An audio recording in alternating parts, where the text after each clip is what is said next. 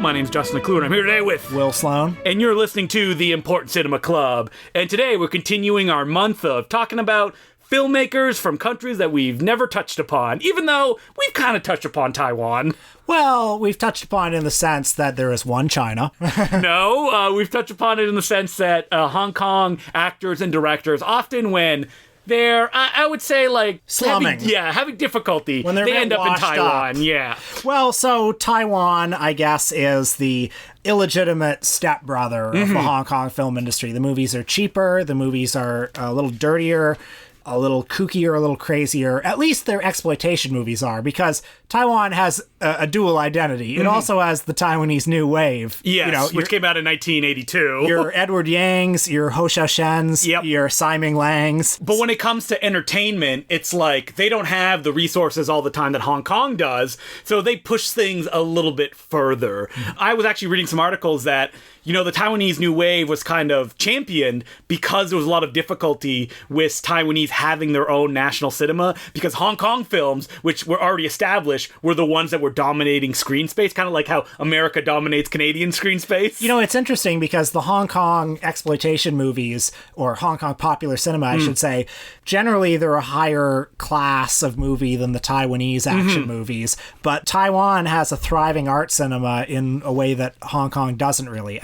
Hong Kong, Wong Kar-wai. Hong Kong has Wong Kar-wai, and it has An Hoi, one or two others. So Taiwanese cinema, it's sillier, it's wackier, and we haven't even mentioned the person that we're talking about this week, which is Pearl Chang. Or is it Pearl Chang? That is one name she's known under. She's also often credited as Pearl Chung, Pearl Chong. Yeah, she's also Pearl Chung Ling.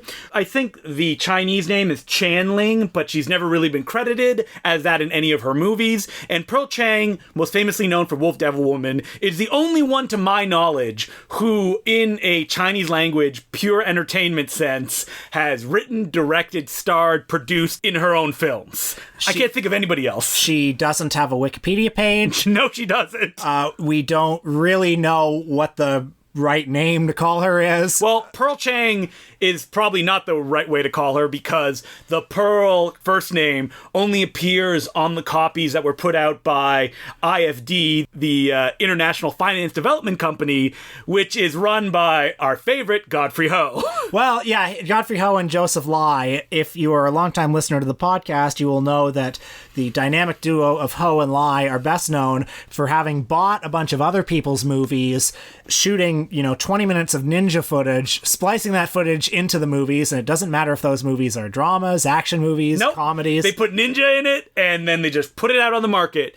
Though the films that they released of Pearl Chang, they didn't really touch. They're not edited, they just put them out, they just changed the credits, they also changed the music, they also did really bad dubbing jobs, some of the worst dubbing jobs I have ever witnessed in movies, because they'll just insert the original audio and then they'll just fade it out and then just put their dubs in and just have no sound effects around it. So Pearl Chang is definitely one of the most obscure topics we've ever tackled, to the point where we don't even know what happened to her. No, she disappeared after she was in a TV series in 1985, and no one has heard of her since. At least in the West. Yes. Who knows? Well, I was following, there was a fellow named Durian Dave, who, I guess he's the Pearl Chang expert, and I listened to a podcast they did on the Infernal Brains, and he tried to hunt down what happened to her, and he couldn't find any information at all. She was really popular in the 70s because she had a TV show called The Protectors, that because the person that was running Taiwan undemocratically at that time, Chiang Kai-shek, was a huge fan of her and her show,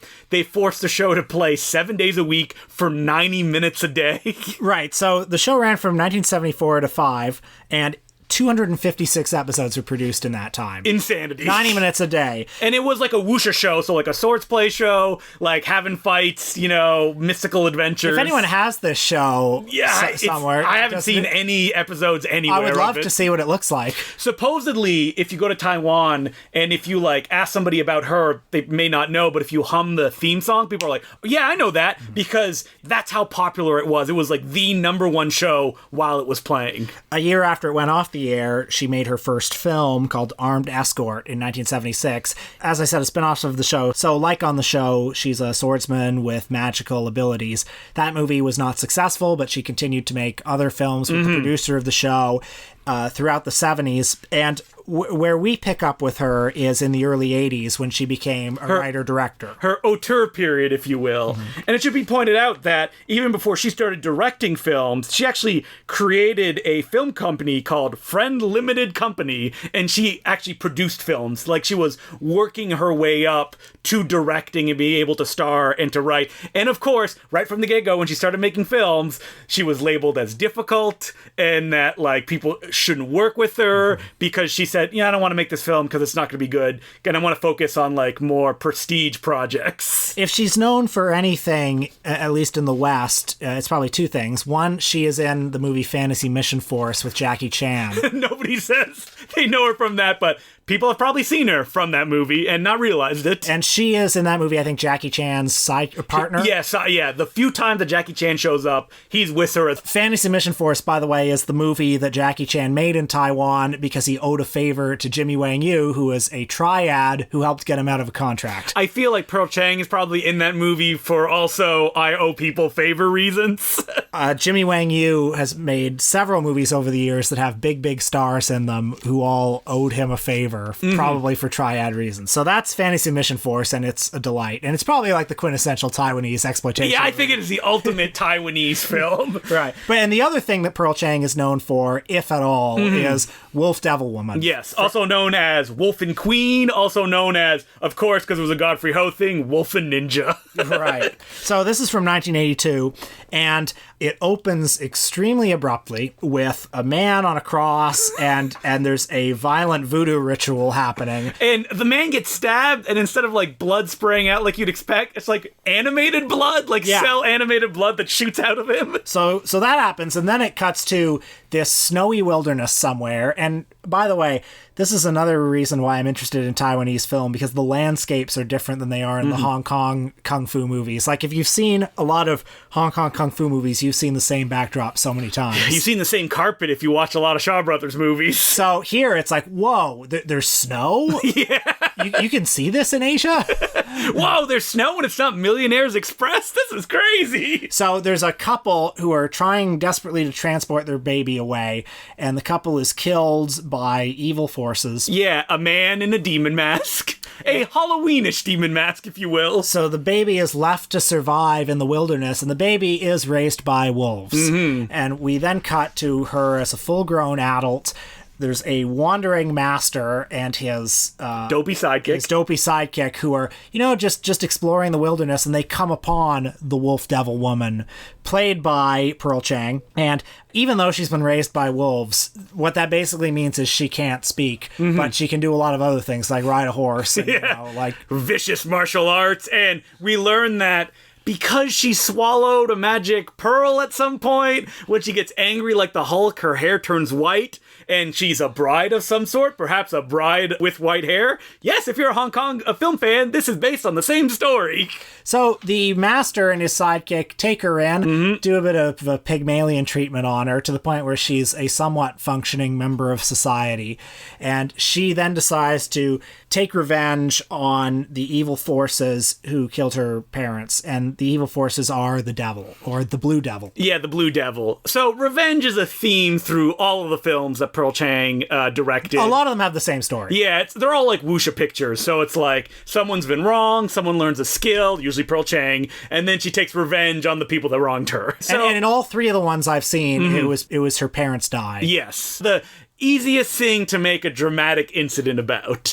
And so we didn't even talk about, like, why are these films special? Why do they feel wacky, if you will, or wild? Yeah, they sort of feel like the Gold Key Comics version of a King Hu movie. So you're going to have to explain what Gold Key Comics are to people that don't know. Gold Key Comics were like shitty comic books like the bargain basement comics. You're like, ooh, a Marvel comic, and you're like your parent got them for you, and the pages are all yellow because it's old. Yeah, and these were made in the 60s. It was this budget comic company, and they would license, Bugs Bunny or a lot of TV shows at the time, like Gunsmoke or something, and you would read just a shitty comic version of that. It's like, these movies are just very cheap, but they're clearly knocking off. It's like a broken telephone version of higher budget movies. So the ones we watched this week, including Miraculous Flower, have these beautiful forest set action scenes with a lot of wire work that look a lot like Touch of Zen, but, sort of drained of the meaning. Well, it's interesting because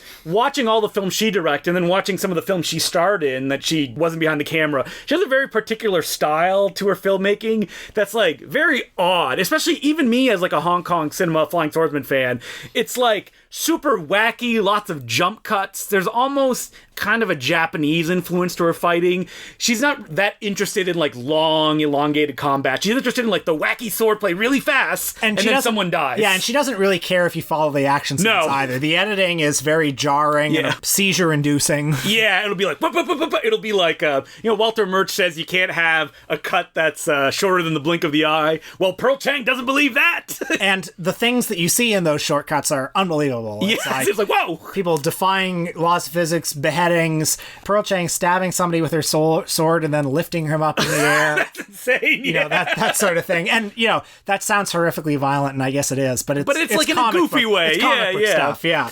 I mean, like, Pearl Chang, these movies have a fascinating kind of, I don't want to say balance, because balance is a very generous word, between a kind of, wow, that's beautiful, and whoa, what the heck just happened? Like, for example, Wolf Devil Woman, there's a shot that I've never seen in any other Flying Swordsman film where a character, like, jumps from far away and in slow motion, like, comes towards the camera, and it's like a giant, like, 100-foot gap, and it's done without any cuts. There are a lot of scenes in these movies of people, like, gliding on the water in lakes, or, there's another scene in, I think it was Matching Escort. There are some, like, ninjas who are, like, zooming through a lake with their swords coming out of the lake like shark fins, basically. Or like when Bugs Bunny is traveling in the ground, it's like that effect, and they pop out, and you look at it, it's like, whoa, how did they do that? And it should be pointed out that because she was wearing so many hats, these films, while they are wacky like you would associate with Taiwanese cinema, herself as an actor, she plays things like a lot wackier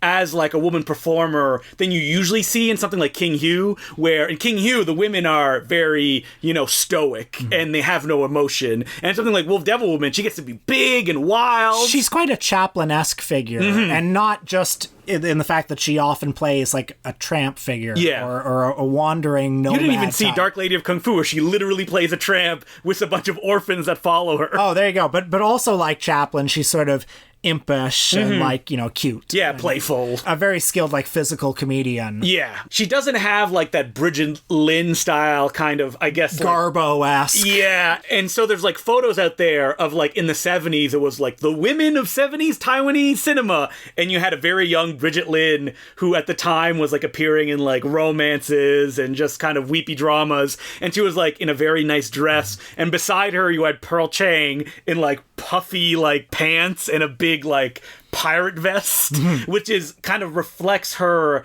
as, even when she was making these movies and the way she appears in them, she was like an outcast. Like, supposedly she did all the fashions herself, and like her characters wear wild fashions. In the film My Blade, My Life, she wears like a furry like jacket that looks like a ball on her the entire time. When you watch the Shaw Brothers historical martial arts movies, like the Shaw Brothers movies were state-of-the-art productions for Hong Kong, and these ones, they definitely look like they're assembled out of thrift store goods. Yes. I mean, the sets are... But they're insane. The sets are insane, and they look handcrafted. It definitely looks like a Legion Hall that they decorated with some, like, kooky decorations. But Miraculous Flower ends in an active volcano where God. there is an insane fight scene. So I was trying to figure out what that actually was. It was supposed to be a volcano, yeah. Because it looked like hell. It looks like hell. And did they film it in a volcano? No, I don't think so. but it's huge. Because it looks kind of convincing. Yeah. I was actually wondering, how did they accomplish this? Yeah. This, like, you're watching it and it's hypnotic, you know? I mean, this is the kind of movie, when I talk about Hong Kong cinema, it's like the stuff that you can't see anywhere else, that nowhere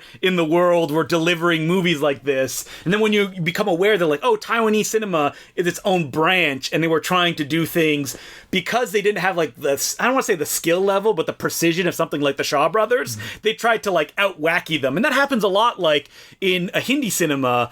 Supposedly people that work in Hindi cinema are jealous of people that work in, like, Telugu cinema, because Telugu cinema gets to be bigger and wilder than Hindi cinema does, because they have to kind of, like, look at me. Yeah, they have to overcompensate, which is kind of what these movies were doing. Another movie I watched this week, Miraculous Flower, which is also known as Wolf Devil Woman 3, and also known as Phoenix the Ninja. Okay, so yeah, we should point out that this is known as Wolf Devil Woman 3, and it came out a year before. And you cannot find anywhere on the internet except for this article I found through searching through the Wayback Machine of that Durian Day fellow who did a ton of research on her. Not even Hong Kong Movie Database or IMDb or even HK Cinemagic have any of the correct dates of the releases. Wow. So yeah, and I think maybe it's because they all came out, like, very close together. So people are like, who cares? Even though, and especially when it's called Wolf Devil Woman 3, even though it came out the year before it. Now, this one was not directed by her. No. It's directed by somebody named Feng Ho. At least that's how he's credited. Yeah, he was the son-in-law of a legendary director. But this is actually what people consider the beginning of her auteur period, because she was very credit. Yeah, and she was very involved with it as well. I believe she presented it, which is a credit you see a lot in, like, Hong Kong and Taiwanese cinema, whatever that means. In, of course, The Western Prince, the credited screenwriter is Mr. Godfrey Ho. It is not Godfrey Ho. It seems very unlike him to take credit for someone else's work. And in this one, doesn't she want revenge again? She wants revenge in all of them. This one is a little more of a sober affair than Wolf Devil Woman. I mean, it's also absolutely ridiculous. And this is the one that, out of all the movies that me and Will watch, it's the one that has, like, the clearest widescreen transfer. Because a lot of these are, like, zoomed in and, like, not even pan and scan, just, like, zoom into the center. Matching Escort was pan and scan. And it's like, I was thinking, when's the last time I've watched a pan and scan movie? Yeah. We're spoiled. We get all these, in the pristine transfer. Then when finally you find a filmmaker that no one really cares about, and no one will probably save her films. Supposedly some of her films still exist in the Taiwanese film archives. Yeah, because if you look at her IMDb, there's like 3 or 4 films that do not exist anywhere. The ones that we're talking about, we're making a lot of fun of Godfrey Ho, but we probably wouldn't know they exist if he did not release them himself. Yeah, good for Godfrey Ho. Yeah, He's there you go. So in Miraculous Flower, it begins with her as a young woman being sent by her dying mother on a quest, a mysterious quest where she will learn how she became who she is. Mm-hmm. And she's given this big staff by her mother.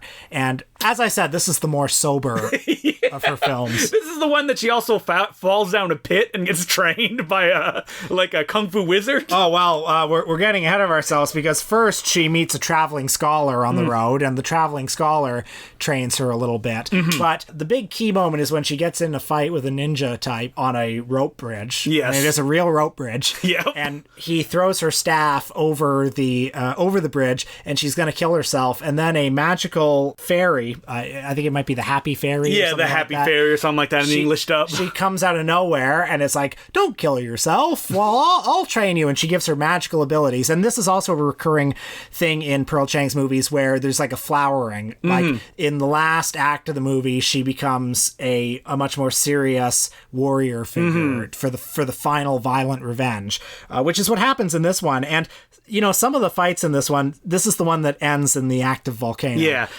But there's also that fight on the rope bridge. There's also a fight on a waterfall, which is pretty amazing. Wacky, a massive waterfall. You know what? I may be confusing some of the movies, because when you have a film called Miraculous Flower and Matching Escort, and they came out like within each other and they have the same plots, it's easy to get them mixed up. Matching Escort is the one where she's a young princess, and all of her family, and her family has 74 members in it.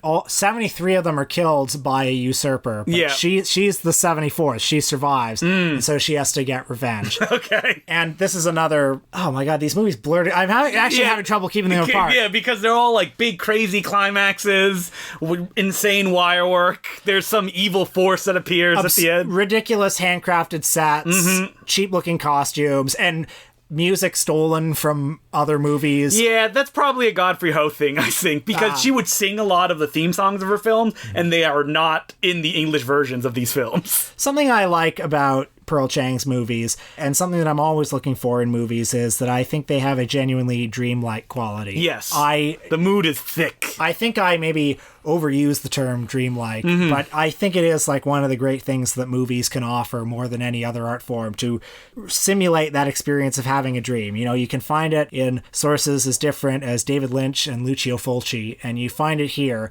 Everything is a bit off. And it's probably even more so, frankly, in the versions we watched, where they're a little bit muddy and they're a little bit panned and scanned. Yes, and they a have little that bit panned and scanned. Godfrey Ho English dubbing. And the tones, I mean, if you think Hong Kong movies have inconsistent tones, I mean, these ones are all over the place, from ultra-violence to wacky comedy, slapstick, and weepy drama. And yet, I don't know, like in a dream, I don't feel the whiplash of the tonal shifts. It flows. It makes a weird sort of sense.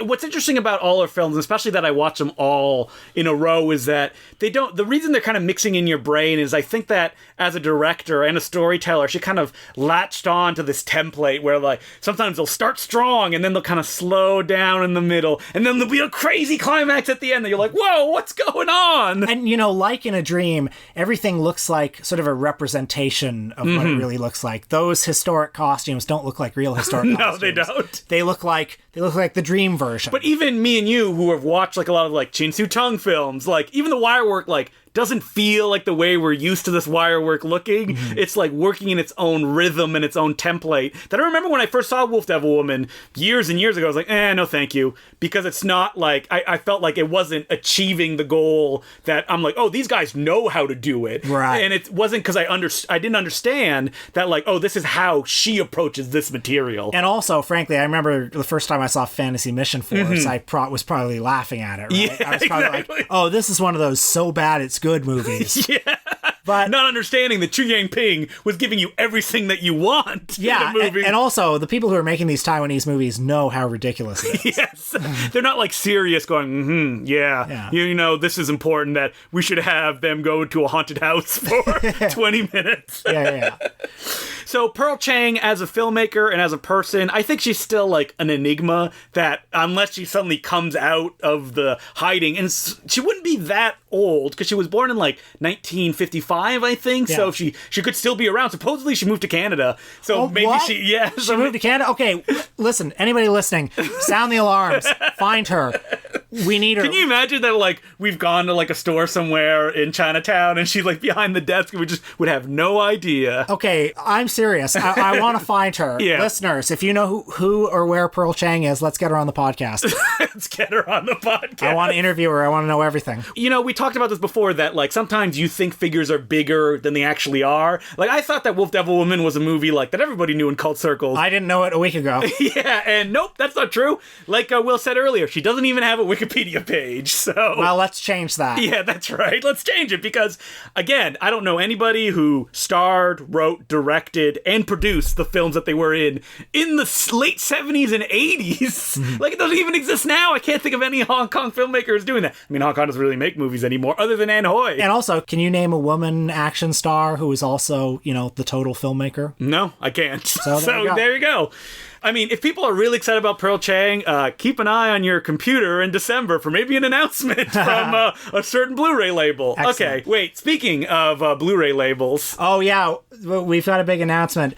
The Important Cinema Club Bargain Bin Classics line from Gold Ninja Video is back and bigger than ever. Yes. We have our third Important Cinema Club Bargain Bin Classics release, and we are paying tribute to one of the patron saints of the podcast, Roger Corman. Yes, and if you're wondering, what else could they say about Roger Corman? Well, we say it for almost 3 hours. That's right. In our new Blu-ray set, Roger Corman, The Auteur, we present 2 of his most beloved public domain titles. Yeah, let's make public domain in big letters. Public domain, and by the way, unrestored. Okay? Yeah, unrestored. Because we don't want false advertising here. We are a bargain bin company. Yes. We are the good version of the shitty Blu-rays or DVDs you would find at Walmart. Yeah, I don't even... Is there still public domain Blu-rays? Probably not, Probably right? not. No, because companies don't even put out Blu-rays of movies that don't do that well. They just put them out on DVD. So That's right. We're probably cutting edge here. So imagine if the Madison DVDs, or the Front Row Entertainment, or the Brentwood DVDs, name your public domain label. Yeah. Imagine if they had Criterion Collection extras. Yeah, original art that was made just for the Blu-ray. Liner notes. Yeah. So we... I didn't even say what the 2 movies were. Yeah. It's Little Shop of Horrors, the movie he shot in 2.5 days, with an asterisk. Yes. Learn more by listening to special features. And The Terror. And The Terror is the movie that he made because Boris Karloff owed him 2 days' work, and he was gonna make a movie out of that. Yep, and he was. Jack Nicholson is in it, a young Jack Nicholson as a commander in Napoleon's army, and it was also uncreditedly co-directed by Monty Hellman, Jack Hill, and Francis Ford Coppola. And so we didn't just put these 2 movies and record 1 commentary track. We did 2 commentary tracks because for some reason I thought Little Shop was like an hour. I was wrong. It's almost 80 minutes. And The Terror is 90 minutes, so... We almost died, but... We almost did die. But that's 2 commentary tracks. We also have a featurette in which we talk about Roger Corman. For 24 minutes. as a director. There's a trailer reel of some of his underseen movies. Yeah. And there's also a whole bonus movie, Ski Troop Attack. Which you never see on any budget DVD, because people go, it doesn't have any, like, monsters or horror elements, but it's actually really fun. It kind of reminds me of a William Whitney movie. It's like a compact... there's kind of a novel premise. It actually has a Charles B. Griffith script, so it has a little bit of that humor in there. And of course, like all Gold Ninja video releases, there is a hidden feature on there, but I'm not going to say what it is. You're going to have to find it out. So, where can they get it? They can get it at goldninjavideo.com. And like all Gold Ninja video releases, this one is limited to 200 copies, and it does go off sale after a while. Like that Three Stooges one that we had. If you didn't buy it, it's gone. You can't order it anymore. Sorry. But you can still order Kung Fu Zombie and Flesh Freaks and Kill Them and Eat Them, which are all up on the goldninjavideo.com website. And you should know that, like, I think shipping is not that much once you start, like, adding stuff on. It's, like most things, it's, like, expensive if you have one thing, but if you have, like, 2 or 3, it's not that one price triple. All right, so yeah, check that release out, goldninjavideo.com, and we'll have more coming every month, of course. Do we have any letters this week? We do have letters. And as per usual, you can send us an email at importantcinemaclubpodcast@gmail.com. And this letter goes, "Love the podcast, fellas. I'm an avid listener who has come to greatly enjoy the trenchant insights and deep sensitivity of your show. Well, thank you. In particular, the charity in parsing quite difficult and problematic texts. I would be thrilled if I could hear your thoughts on Nuri, I'm going to say his name wrong, Nuri Bilge Ceylan, a Turkish director whose 2014 film Winter Sleep I feel is the best cinema of the decade. Keep up the excellent work, Otto." Did you see Winter Sleep, Will? All 3 hours and change of it? I did, and I have to be honest, I don't remember it that well, so I'm not a good answer on this. I did like Once Upon a Time in Anatolia. You know what? I also have not seen since it came out. I didn't see that one, but I got tricked, and by tricked I mean they just played to my my weaknesses. That his new film recently got released on a Blu-ray by Cinema Guild, and on the other podcast I do, the Bay Street Video Podcast, where we talk about all the new DVDs and Blu-rays. My co-host Mark Hansen was like, "Oh yeah, it has a 6-hour documentary on it," and I was like, "Oh, that's catnip." Yeah, for you. that's catnip for me." And so the movie itself is great. It would have definitely made my top 10 list if I had seen it in 2018. It's called The Wild Pear Tree, and it's about a young Turkish man who just graduated from university, who comes to his small town that he hates, and he wants to be a writer, and he thinks that he's better than everybody, and he kind of looks down on everyone, and it has a great mixture of like him wandering around, meeting old friends, and kind of seeing where they're in their life, kind of proving that he's a jackass, while also mixing in with like these weird surrealistic elements, and you feel that the director has been really kind of let loose with like digital and kind of like gimbal technology to do like beautiful shots. It's a film that you like luxuriate in. Like every shot is so beautiful when you watch it, and it's such like a simple movie too. Oh, sounds great. I'll check it out. Yeah, and it's like 3.5 hours that just flew by. Like it wasn't like, oh, when is this over? Which I've heard a lot of people complain about his other films. Definitely a filmmaker I would check. Maybe we would do a Patreon episode on him though, because I can't see us watching like 3 or 4 of his films. Oh, yeah. But yeah, I would definitely like to talk about him because I do think he is an interesting filmmaker who's been working since the 90s, so he's been around for a while. Only really came to prominence this decade though. Yeah, I feel like Winter Sleep is the one that people are like, oh, look at this. And also Once Upon a Time in Anatolia. Once Upon a Time, yeah, that one as well. In Hollywood. Yeah, that's right. He's directing a Marvel movie now. Yep, that they contacted him. So next week, we're doing someone I've wanted to do for a long time, but he's a filmmaker who's made so many films. I think he's made like 150 or 200 feature films, and it's Raul Ruiz, and he's a Chilean director who kind of exiled himself and worked mostly in France and Germany or wherever there was money. And if people haven't seen his movies, they are wild. And I only discovered him because I'm sure Will heard about him in the same place, our good friend J-Ro. Oh yeah, Jonathan Rosenbaum is a big fan, and Raul Ruiz is a blind spot for me. Yes. A shameful one, but he is a very intimidating subject. A very intimidating subject. I think I'll recommend you watch City of Pirates, which is one of his like big movies, and probably one of his kind of more American films. I would recommend, if you're listening, to watch Mysteries of Lisbon. Will is not going to watch the movie. It's 5 hours long, so that's not going to happen. But maybe Memories of Things Past, which was his Proust adaptation, which I think is still like 2 hours and a half. Yeah, so. that's fine. Yeah, so we will definitely be exploring him, and maybe, Will, you want to check out The Territory, the one that was produced by an uncredited Roger Corman? Really? Yes, you didn't know that? No. Yeah, that's right. Oh my God. So we can add Raul Ruiz to his alumni? And you know that Wim Wenders movie about them, like they have to go see Roger Corman to get film? I don't remember what it's called. Oh no. You never heard about that one? I don't even know that. I don't have the title in front of me, but like that was inspired by like The Territory when it was shooting. Wow. Because it's just, Roger Corman loved to go to places where there's no unions to try to get movies made. Sure. And I think The Territory was an example of that happening. So I'm excited to explore his filmmaker's work, which people don't really talk about that much. Like CinemaScope, you'll see an article about him, but that's pretty much it. Yeah. So, all right, that's what we're doing next week. Until then, my name's Dustin Clue. I'm Will Sloan. Thanks for listening. Will, breaking news. It's really going to help the cinema landscape. I know you complain about it a lot. Marvel, etc., Disney, terrible companies. But whew, you know what? The legal system, they're coming in the States, and they're going to take away that Paramount rule. Oh, thank God. Oh, phew, yeah, good news, so right? So this means we're going to go back to the studio era, right? Yeah, that's right. When movies were good. Yeah, that's right. That's what people want. I did see this news. The federal government in the United States is moving to revoke the 1949 Paramount Decree, which was the landmark case that basically heralded the end of, the so-called golden age of Hollywood. But the factory line of Hollywood. Yeah, because back in the day, and I say that as if I think it was a bad thing, but actually it was a very good thing. Yes, yeah. We were being sarcastic earlier on.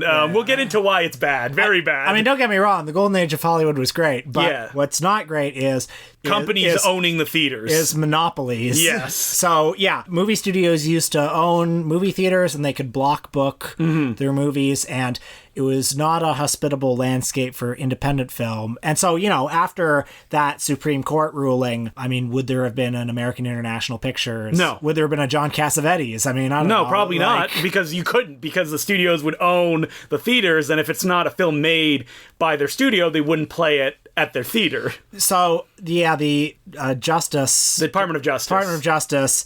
Thank you. Has said that there has been big changes in the film landscape since then, and these rules are all out of date. So they're gonna fucking let companies, be bigger monopolies? Okay, so, what this means is that within 10 years... Disney's gonna own every theater. Disney will own every theater. I mean, there will be niche theaters, I guess, but they will not be full-time operations. Well, I mean, it kind of exists that way in Canada, and I'm sure it's like that in the States, is that, independent theaters cannot play first-run movies, because Cineplex, who has the monopoly on Canadian cinemas, which is ridiculous. I mean, it should not exist. There used to be other chains. I think AMC was bought by them. There was also Famous Players in the 90s. Famous Players, which was bought by Cineplex, and then became Famous Players Cineplex or something like that. And so you can't play a movie if it's within the ridiculous 20-kilometer vicinity of a Cineplex theater playing that movie. And Cineplex very consciously uses that to strangle out the independent theaters because, of course, we have repertory theaters that would make good business on second run movies, but what Cineplex would do is, let's say Green Book was playing and Green Book was in the 5th month of its run. They would have it playing at the Yonge and Dundas Cineplex at 1:00 every day, specifically so that the second run theaters couldn't get it. That's the only reason they would do it. And those second run theaters, that's how they paid the bills with those second run movies. And then they can do the wackier stuff, that more community building and kind of those fringe titles. And now they can't do that. The Royal Cinema, where I program my stuff, used to do second run, and then it got ridiculous. The stuff would be on Blu-ray, and that's the only time they could get it to play it. So they're we're not doing any more second run movies. I mean, I remember ever. when they finally got The Force Awakens after it was on Blu-ray for, I think, a month already. Yeah. Do you want to hear a crazy rule that nobody knows about, but I only know because I do a podcast at a movie rental place? Movie rental stores, that there's almost none of them, cannot rent Disney movies until I think it's a month or 2 months after they've been released. Really? That is a rule that they cannot stock them unless they follow that rule. What?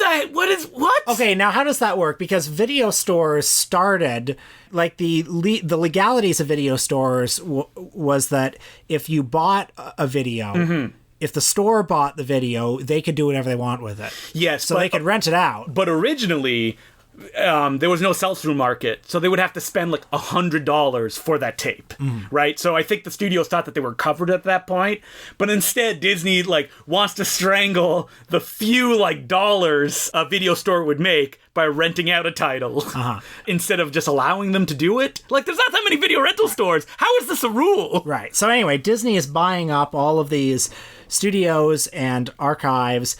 So, I mean, the day that Matt Zoller cites his article about the fact that repertory cinemas can't book Fox movies anymore, the day that came out, I think Sony raised the prices on its rep. They did. Basically, rentals now are completely, at least when you want prints, they are completely unfathomable to any rep theater. Because basically, if people don't know, what's really expensive to play prints is shipping. It is so expensive because it's so many cans. It can be hundreds and hundreds of dollars. And usually to play a title, it'd be $250 or a split of percentage afterwards. But $250 is usually the minimum that you would have to pay. I think they boosted it to $350 or $450, and you're not going to make a profit when you're playing a movie that 50, maybe 100 people will show up to. So they just basically wanted to price themselves at a point that they don't have to worry about it anymore, and they don't have to deal with any requests, which is terrible. I mean, no one could see me giving a sarcastic thumbs up. So, I mean, I want to have a nuanced understanding of what's happening in the film landscape because, okay, if you tell me that a lot of people want to stay home and watch things on Netflix, I don't know, a movie let's say Moneyball. Yes. That's a movie I saw in a theater. If it came out on Netflix, if it were coming out today and it were a Netflix original, I think that's fine. Yeah. Whatever. It's just as good on Netflix. So if you tell me that people's consumption habits are changing, I agree to a degree. But then, if you're telling me that means all of these independent theaters and repertory theaters are going have to close down, yes. I don't think that's strictly the invisible hand of the market. That is... Well, no, that's someone in a boardroom going, what decisions can we make that theoretically would give us more money? Oh, well, if we stop renting stuff out, maybe people would stop going to the theaters and they'd stay at home and watch it. Because we would rather have them watch the stuff on Disney+.